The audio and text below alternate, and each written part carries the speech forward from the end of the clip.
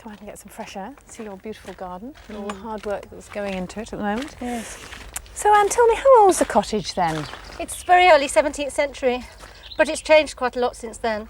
There would have been wattle and daub where the bricks are now, and there wouldn't have been any window frames. I think they were probably just holes with skins over when it was built. And of course the name's a bit unusual too. Yes, feeding grounds refers to the fields in this valley, the Camlad Valley.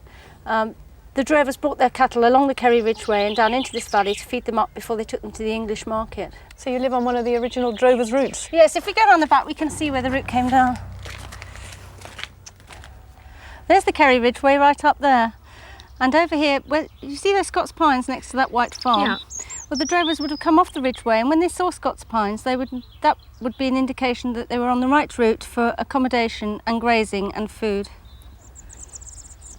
So Anne, you're going to make us your version of a traditional drover's pie. Yes. What's the main ingredient? The main ingredient is this minced lamb. There's 12 ounces, and that will go into the short crust pastry case with these other ingredients that I've fried in 1 tablespoonful of oil. So what have you got in there? Right, we've got 6 ounces of chopped onion, 4 ounces of chopped mushroom, 1 chopped garlic clove and some capers.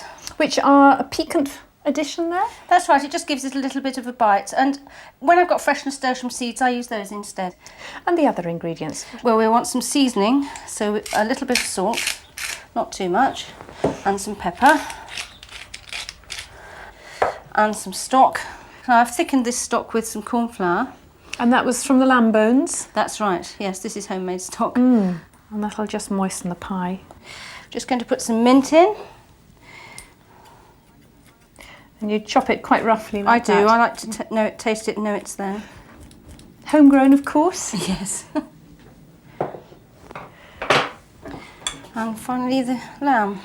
And is it easy to find that minced? No, not always. Sometimes if it's difficult to mince, I'll buy it and I'll mince it myself. Now, ready for the pie dish. Thank you. And of course these kind of drovers' pies were made for drovers all along the route.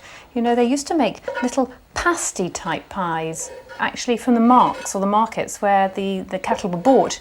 But lamb was the main ingredient in those too. But sometimes currants were used as a sweetener. Which was quite interesting, maybe to cover up for the fact that the lamb didn't taste quite up to standard all the time. Maybe. There's your mashed potato. Thank you. And you've mashed the potato, you've cooked, not homegrown potatoes. No, it's 1 pound of potatoes with 1 tablespoonful of milk and 1 tablespoonful of butter. Make a nice creamy mixture. Yes. So how many would this feed, this drover's pie? 2 to 3, or 1 very hungry drover. You bet. And now you just make a pattern. Yes. And what kind of an oven does that need? 400 Fahrenheit, 200 Celsius, gas mark 6, or in a solid fuel stove, a roasting oven. And for how long? For half an hour.